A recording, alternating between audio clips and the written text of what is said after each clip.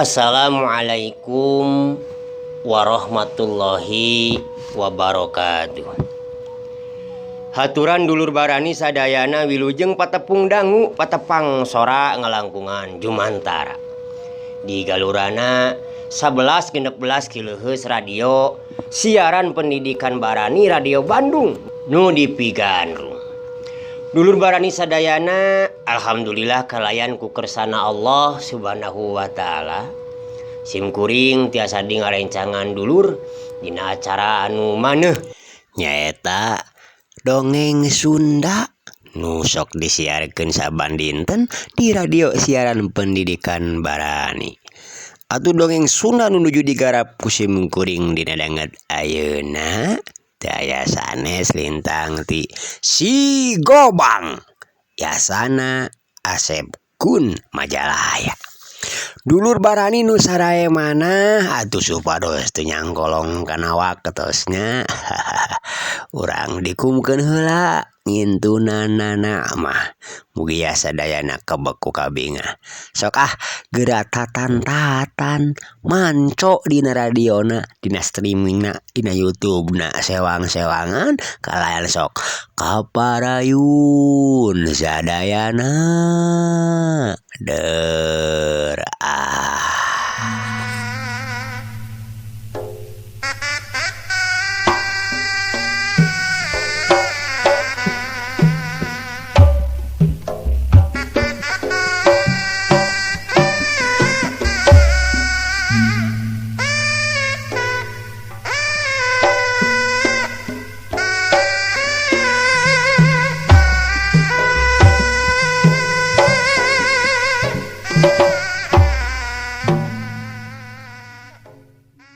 cacap nyarita kitu Rakaseta langsung ngajaulkeun awakna ciga nu hampang naker kalayan sakilatur kesit nyaho-nyaho dua sukuna teh nyatana geus kawating jalebrod kana sirah dua lawana tuk jebrod waduh sora si Kemet jeung si Darman hampir bareng atuh kalayan disusul ku pating gedebut awakna ngagedebut niban lemah nangkarak bengkang aduh bedogna ngaracleng leupas tina cekelan leungeunna sewang-sewangan Rakaseta mah geus ajeng deui sayaga dina kuda-kudana bus atuh ngasupkeun deui bedogna kana sarangkana dulur barani dalamun rek deleka mah bisa wae atuh si Darman jeung si Kemet teh awakna dihanca ku bedogna oge tadi tapi Rakaseta mah teu boga niat rek nandasa atawa rek nepikeun ka mateni anu jadi lawan-lawanna kitu. Dulur barani sadayana ayeuna urang malikan nyatana ka Bahdugala anu sakumaha tadi waktu diserang nyatana ku si Kinta waktu nyerewuk bedogna si Kinta deh kan angin teu keuna kana sasaran atuh si Kinta makin jadi ngaburingkal amarahna asa direlece ku Bahdugala anu katempona anu sacara syariat mah geus kolot nya eta ge ari awakna mah badag pok atuh si Kinta nyarita di barungku hohoak. Aduh, kurang ajar euy. Bener-bener ieu memeakeun kasabaran aing sia. Aki-aki Bangkawarah. Ulah nyalakeun dewek lamun beuting ieu nyawa sia bakal jadi korban si samar nyawa yeuh bedog dewek modar sia. Hiat sebrut muncrat urang. Harita si Kinta nyeblutikeun bedogna meuni nyawuk atuh rek ngababad kana cangkengna Bahdugala. Tapi Bahdugala rikat ngincetkeun badanna ka gigir. Bari mapag bedog si Kinta ku talugtug anu kabeneran ngagoler di gigireun kanang domba teh. Aduh, bangkieung. Awak si Kinta ngabangkieung ka tukang. Sabada puceulina beunang dibabuku talutug minangka pakarangna Bahdugala harita. Tapi dulur barani eta si Kinta kuat oge sakitu mah. Nya dibabuku talutug da mun Kang His penting kumaha lu. Nya palebah dieu kaleuwihanana anak buahna Bah Jaweng teh nyatana kuat di teungeul jeung aya oge anu kuat di kadek. Harita si Kinta waktu nganehna kabeunangan lesirana ngan ukur gigi dege atuh laju mancegeun deui kuda-kudana. Bahdugala ukur ngajanteng we teu miheulaan narajang. Atuh sanajan hatena mimiti humar-humir oge si Kinta langsung narajang deui. Bedogna dulu barali dibubat babit atuh ngurung sakabeh ruang gerak Bahdugala. Tapi sanajan kitu oge tetep we Bahdugala mah hese.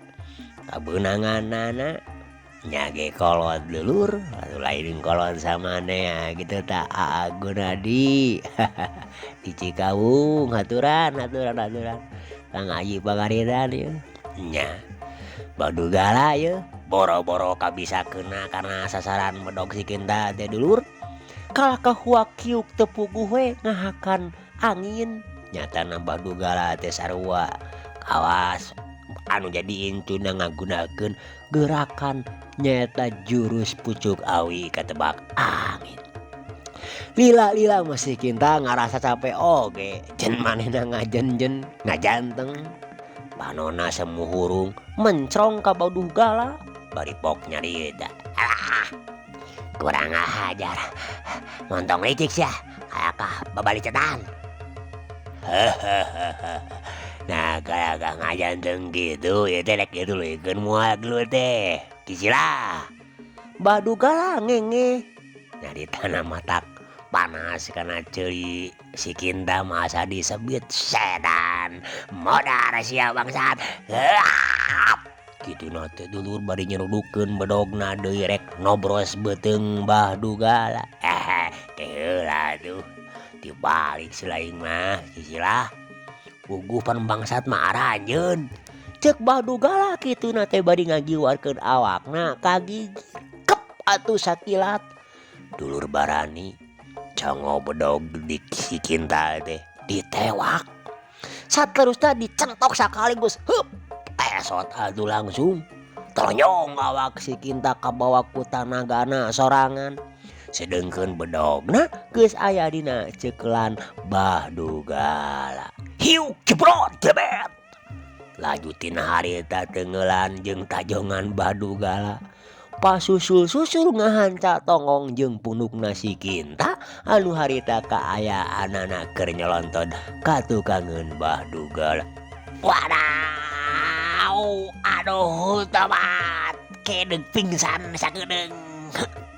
Cenah dulur barani kosak we si Kinta teh langsung ngusek.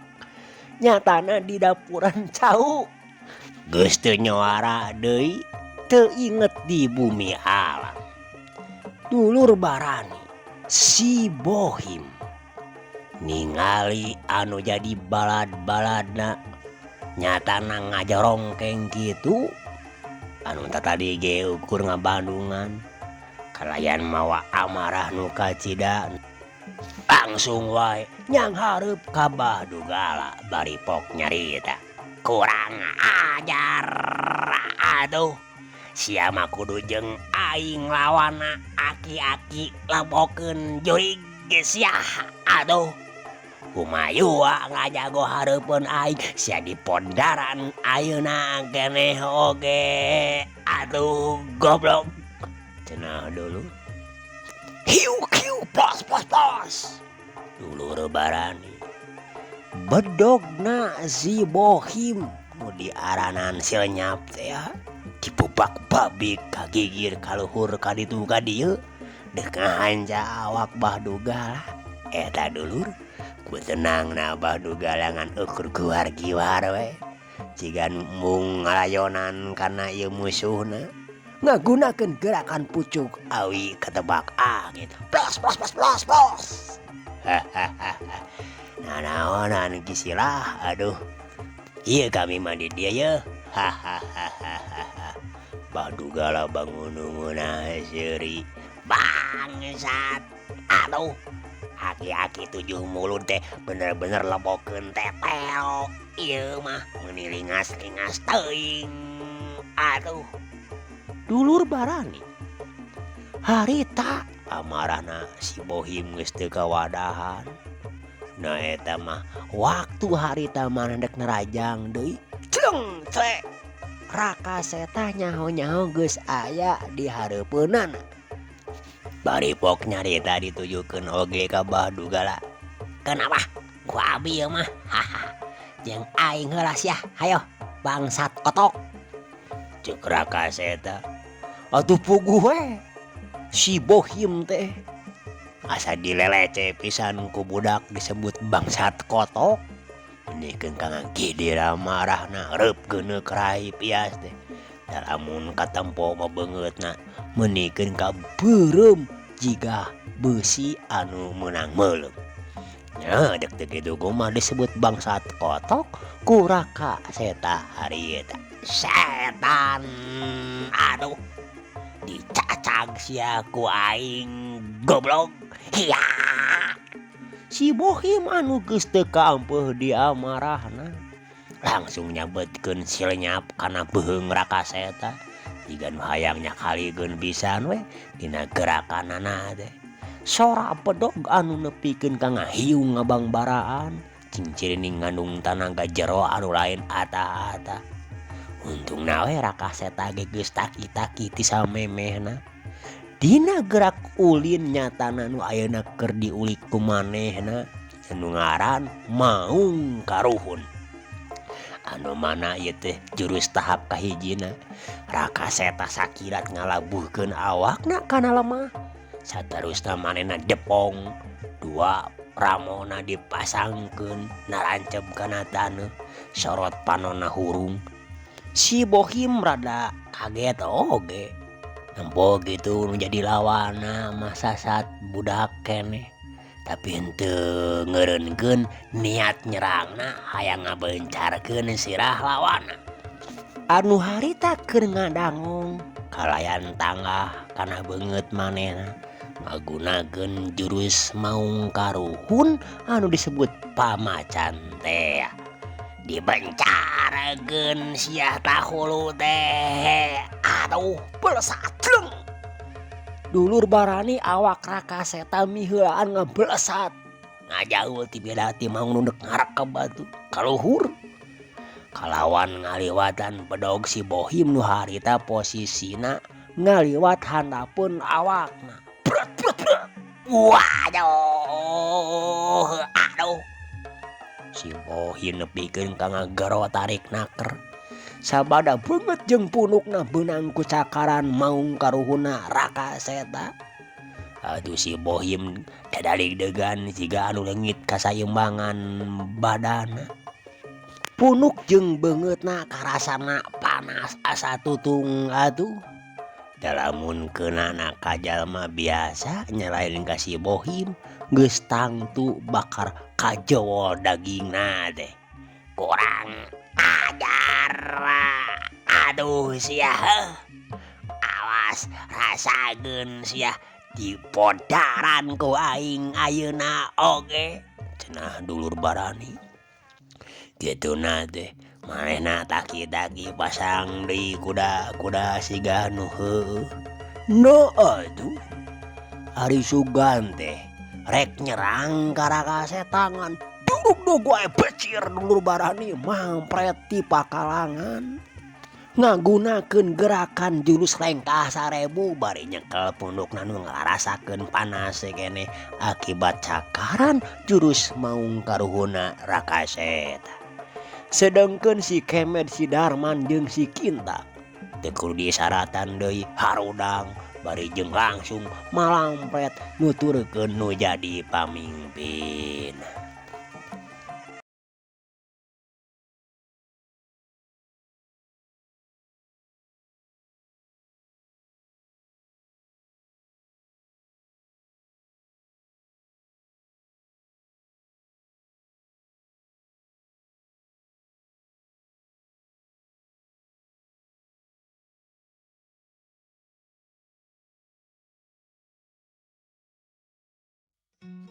Dulur barani ningali garong-garong anu malabur Bahdugala ukur gogodeg bari ngomong, cager, aya wae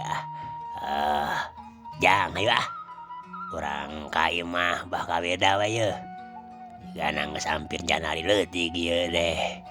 Nyarita kituna teh bari miheulaan leumpang muru ka lebah golodog imah bah kahwita. Atuh kasampak di jero imah nyatana di pertengahan Bah Kahwita jeung Nini Salasi pamajikanana keur dariuk we.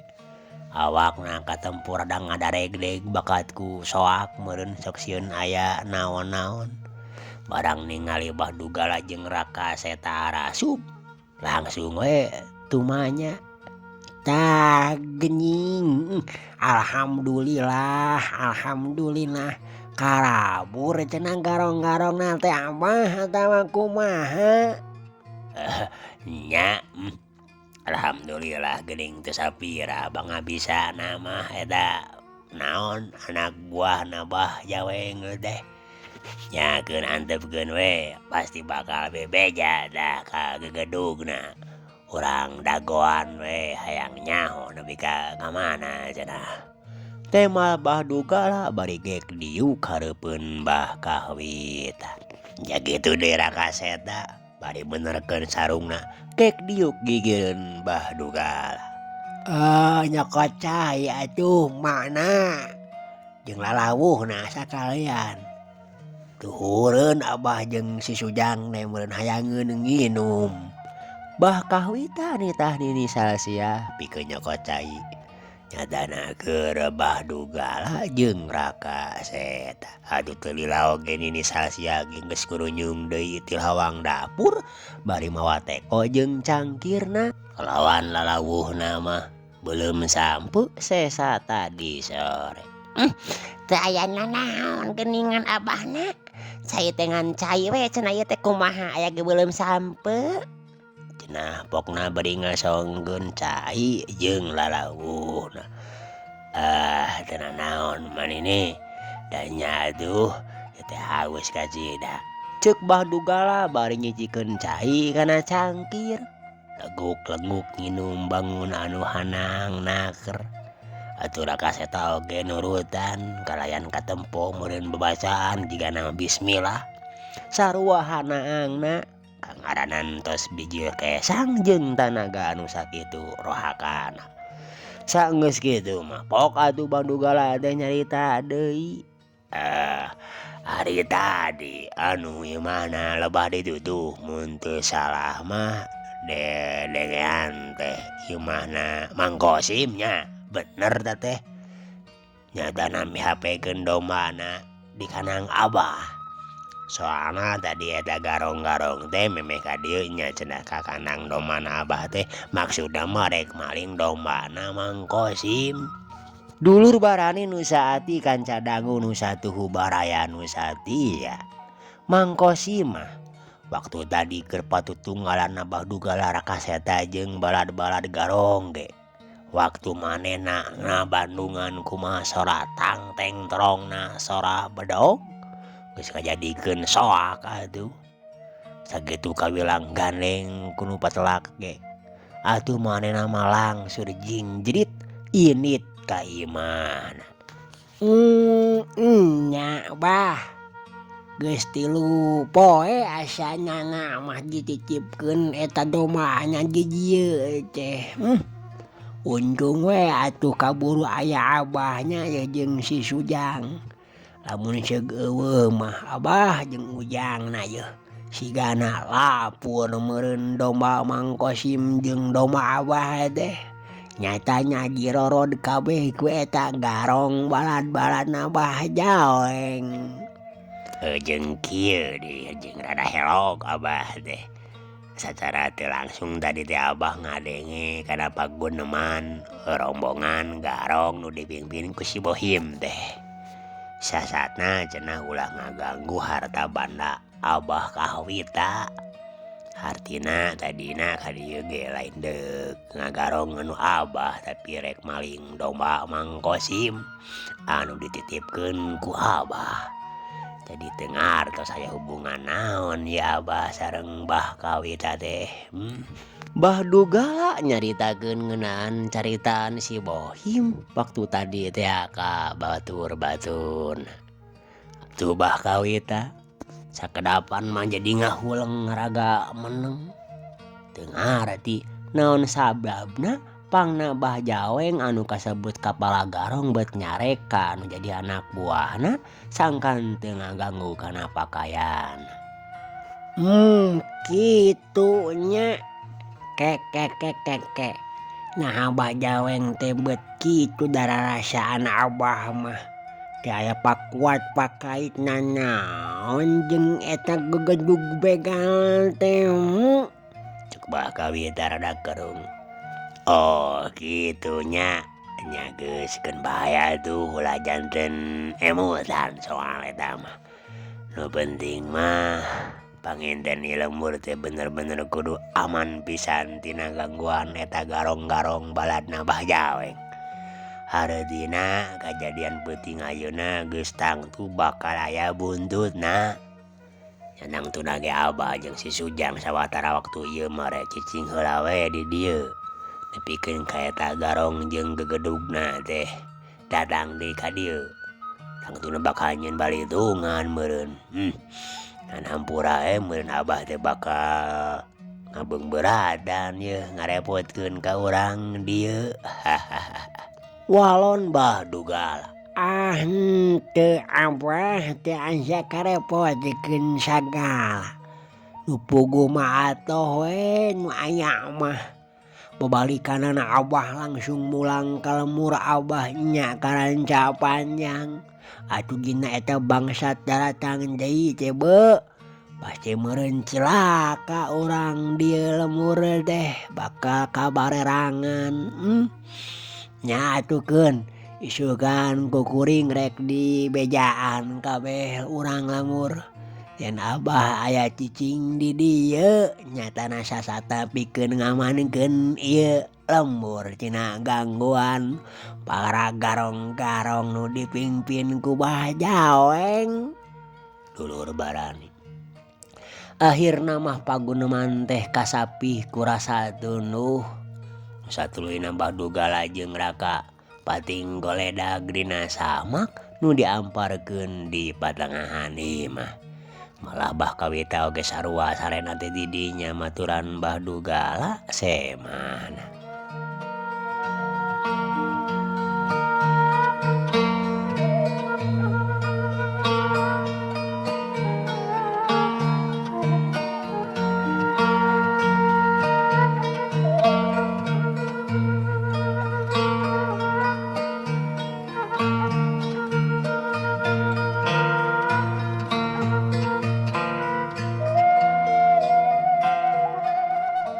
Dulur Barani sadayana. Ayeuna urang caturkeun isukna nyatana Kirawan Cihaneut Moyan.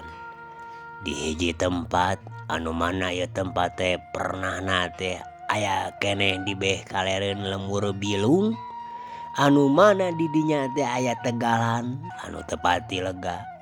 Nurutkeun beja di kolot mah cenah eta teh baheula urut lembur anu ngababakan. Ting geus kamarana anu boga eta tempat teh da katempona geus eueuh anu ngurus. Malahan jukut oge ngajarembung, pabeulit jeung tangkal kali Musa. Eta ngaran tempat teh nyatana Pasir Hunyur. Atuh jarang aya pisan jelema nu daek los-los ka dinya. Sabab geus pada apal eta tempat pasir hunyur teh jadi markasna rampok gerot anu digegedugan ku Bah Jaweng. Lian ti kitu jaba di pasir hunyur teh geus loba kabejakeun sok disebutna oge pasir siluman. Tempat panodobanana para siluman silemin jeung jurig jarian katut barasakan anu sejen. Tapi ai pikeun Bah Jaweng mah katut balad-baladna nya teu ngarasa sieun teu sing kudu kaditu patut teh. Bubuhan maranehna mah henteu sabongbrong jeung geus warauh meureun jeung para jurig jarian cara siluman silemin barasakatan lok-lok bungaok jeung sajabana teh. Atuh di dinya aya hiji wangunan anu kawilang gede tur lega.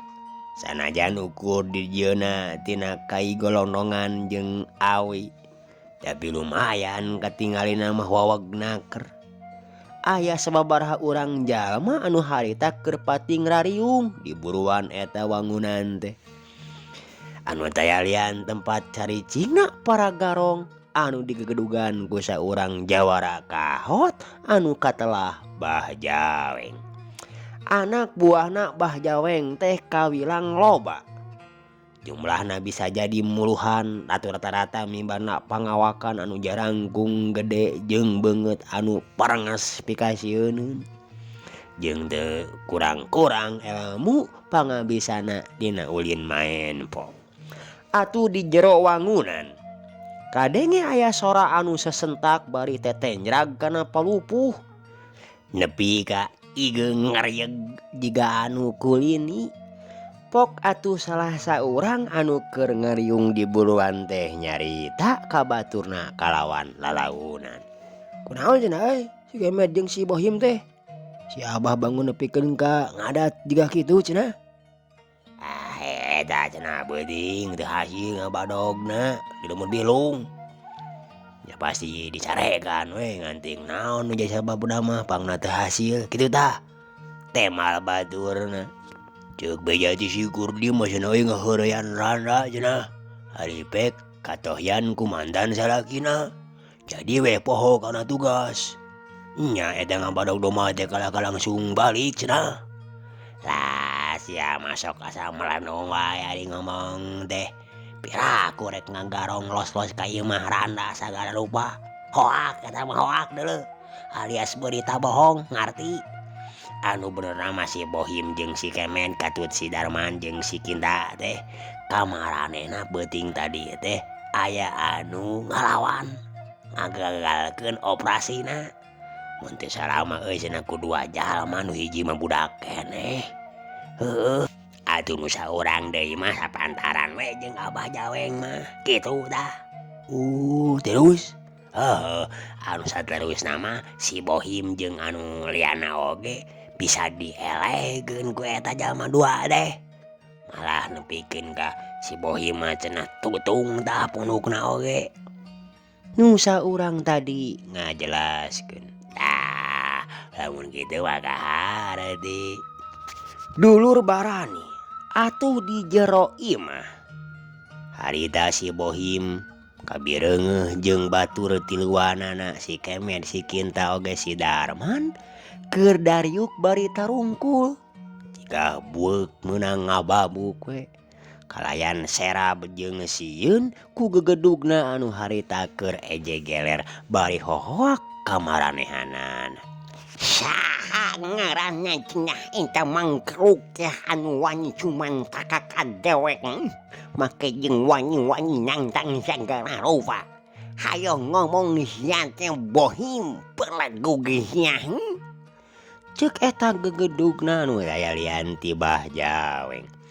Dedeganana geus rada bongkok tapi katinggalina teh cangker-naker jeung pinuh daya komara jeung wibawa. Kalayan sirahna harita teh burundul alias botak make iket warna hideung.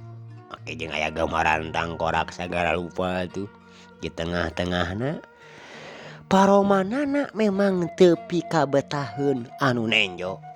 matana ngelok ka jero pipina kemong bulu halisna panjang bodas kumis jeung janggotna oge geus barodas ngajejemrung teu puguh urus lamun anu kakarapangih mah jeung manehna piraku teu langsung kabur atuh tempo beungeut pikasieun kitu komo lamun panggihna dina kaayaan keur poek bleg we jurig jarian Bah Jaweng atuh cenah cek beja mah lain urang dinya aslina mah di Majalaya sote ngumbara da aslina mah urang wewengkon Gunung Galunggung atuh dulu barani Bah Jaweng teh mibanda ilmu pangabisa nu kacida rohakana sabab saumur-umur hirupna teh nyatana ngelmu kadugalan jeung ilmu ajian anu lain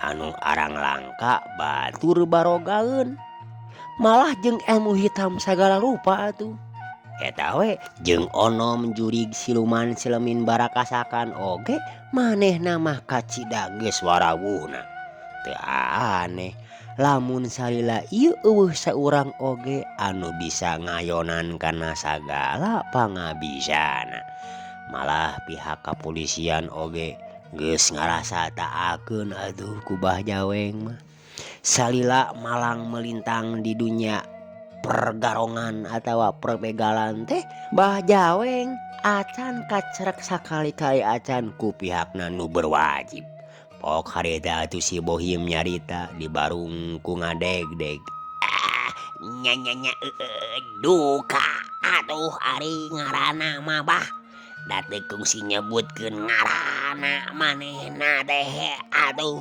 nganu jelas mah anu hiji mah geus kolot sapantaran we jeung Abah mah atuh meureun beda lama itu mah gede Abah mah leutik anu saurang dia tuh budak ngora kira-kira umur belasan tahun atuh siga nama anakna atawa incuna tapi najan kasebut ngora be eta gerakanana ilmuna menikeun ka hade atuh cenah dulur ceuk si Bohim ngajelaskeun ka Bah Jaweng berlagu giah sia we anu bodo meunannya pan sia teh kiluan jeung ngambogaan ilmu silat oge ilmu sedena goblok naon wae atuh kabecus teh ukur becus ning sieun jelema anu bolos sareng hungkul mah atuh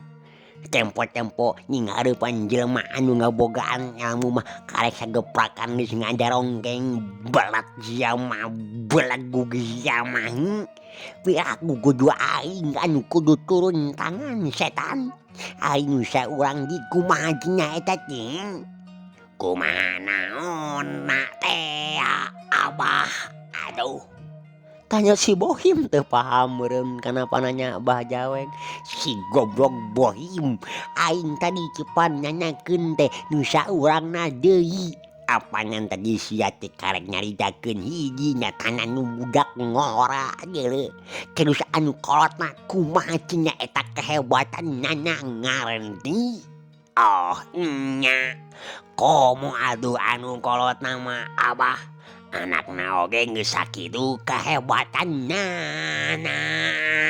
aduh gandeng yang jurig kira-kira cek si lain eta manusia teh urang mana pituin urang jinya atau manain darah rasaan dewek mah apal kabeh di ka urang bilung mah sanes atuh Abah sanes urang dinya da bege terang ka urang bilung mah ngan siga nama urang Rancakaso sabab bejana di lembu Rancakaso mah loba pisan kabejakeun jawara buhuna aduh ya urang Rancakaso dewek komo leuwih warawuh ka jawara kahotna oge urang dinya mah kaya nying sikat mah dan geus modar ti heula keneh oge atuh si Suhro geus rempo deui teu bisa leumbang-leumbang